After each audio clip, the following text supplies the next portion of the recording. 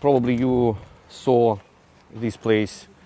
You see that atrocity really in civilian places. This is no military any facilities, no military object, just civilian.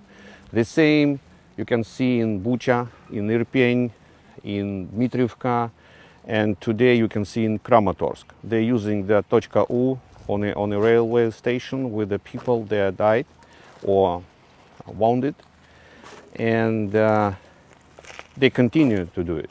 They are going to do it in the Donbas. They continue to do it in the south of Ukraine, and it's very important to understand for your government, your people, that we need more weaponry. We need more modern weaponry, not old-fashioned Soviet weaponry. I mean NATO standard. And your country, your government, have it. You can do it. It's very easy. We need MLRS, it's a multi-launch rocket systems.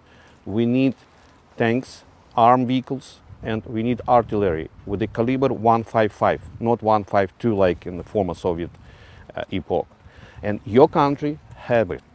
And I ask you to discuss it in your society that we can take it and we will finish the job. It's very important message to your country, to your people. Can you tell us why were Ukraine's armed services so successful in stopping and pushing back the Russian invading forces here? We're in the vicinity near Bucha. And what you need specifically, how quickly to succeed the same way in Donbas? I can repeat, we need more long-range weapon, because we can deter them, but we need to kick them out. For that, we need MLRS, to using them more than 30 kilometers, 40 kilometers, 50 kilometers. We need anti-ship missiles to stop them in Odessa, in the Black Sea. We need tanks, a lot of. We need armed vehicles, and we need artillery, also like 155 caliber, because it's more efficient, and we will do it. And we have people, we have brave people. All Ukrainians are very brave, you know it, but you can help us, or they will come to your country. It's not threatening, I'm not trying to threaten you, but it's absolutely in their minds. You can see their social pull about the Poland, about the Baltic countries. So we can stop them. As many years ago Churchill said, give us tools, we will finish the job. And are you getting this weaponry as fast as you need it, or the U.S., the Pentagon announced overnight that they're going to be providing lots of more javelins and stingers and longer range missiles? Is it a question of timing? How Stingers, javelin, it's very good equipment for deterring them. But we can use it like anti-tank, anti-aircraft in a short distance. Short distance. We need to use something for long distance, long range. That's the difference. That's why I say you about the changing the philosophy. It's strategical question. We need to start using the modern weaponry, not old-fashioned Soviet epoch. That's the difference. And you need weapons to go on the offensive, right? Yes. Here, this was a defensive position here. You Yeah. need to go on the offensive. Absolutely. That's why you need tanks and you need longer range. Yes. Correct? Yes, absolutely. Yeah. The Norwegian government has already given anti-tank weapons, the M72. Have you used Yes, that? it's true. I really thank you for Norwegian government, but it's anti-tanks. It's for deterrent, for offensive. We need more. And you know that they're threatening us in Black Sea, in Longside, the seashore near Odessa, and we need anti-ship missiles. But have you used the Norwegian M72s? Sorry? Do you know? Have you used them, the Norwegian anti-tank Uh, M72s? Ukraine is a country which is in space. So we know how to use any kind of equipment. We know how to use NLAV, Stinger, Javelin. We will know how to use the anti-ship missiles. Now, it's not rocket science. So we can use Abrams, we can use Leopard tanks, absolutely. Because our guys 8 years involved in trainees courses with the NATO countries. So we know how to do it. And you see. But you know, if the anti-tank weapons that the Norwegian government sent, have they been used yet? Yes, we used it. Yes, but I ask you to, we need to go faster to get more, not only anti-tanks equipment, not only. And I know that your country has MLRS, have artillery also, we can use it. But if the Norwegian government gives these weapons to Ukraine, aren't you worried that the war will escalate and that more countries will What be involved? level of escalation you will want? What level? How many people should be died here? How many Ukrainian blood should be on this floor? How many for next level of escalation?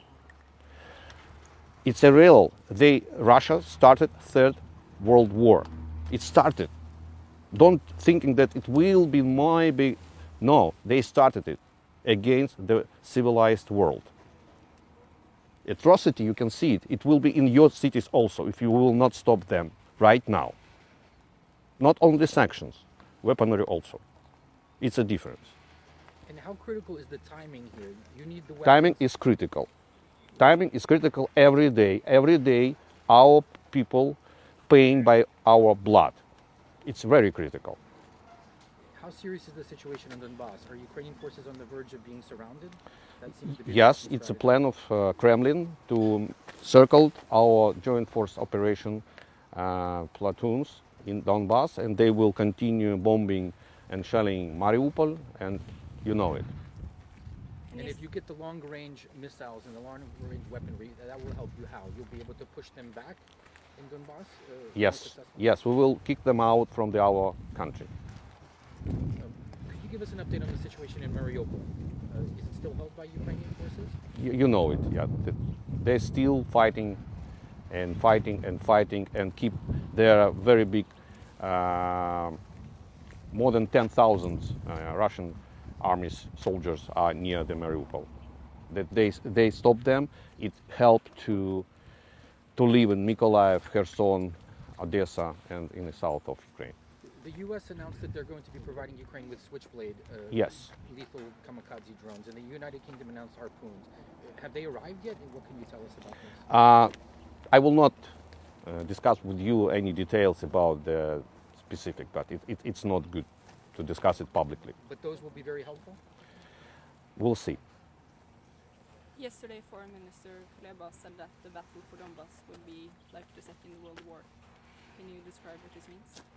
It means that we have our joint force operation team there, and they want to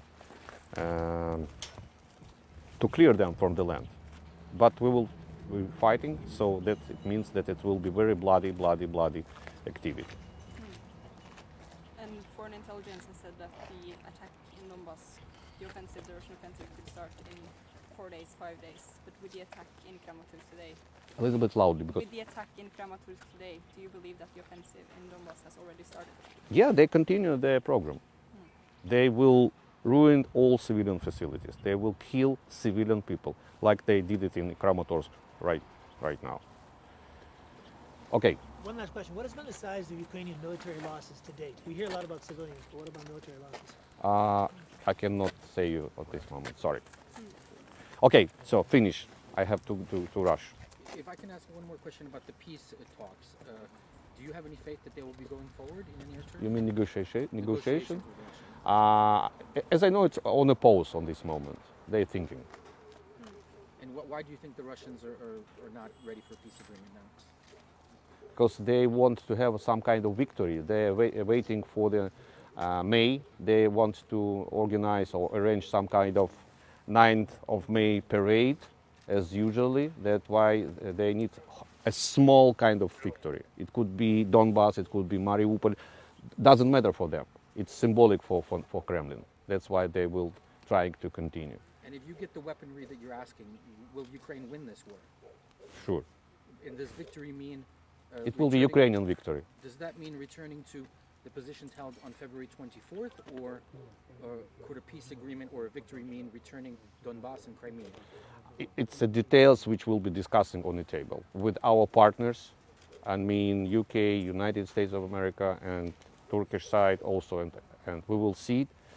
in the table, not alone, with our partners.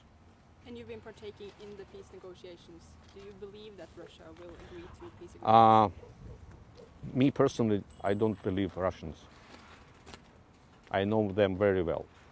I talked with them 2 years in Minsk process and Normandy process. I was a member of delegation from the Ukrainian side. So on this moment, I don't believe them.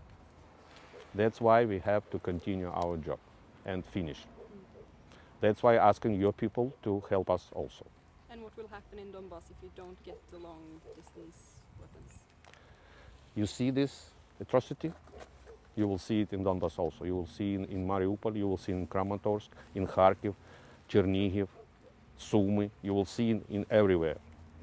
If you will postpone it or procrastinate it, unfortunately, we can see it in other European countries. It's true, it's not my forecasting. And will the Ukrainian military be able to defend Donbas without long distance weapons? If you will help us, we are ready to do it. Thanks for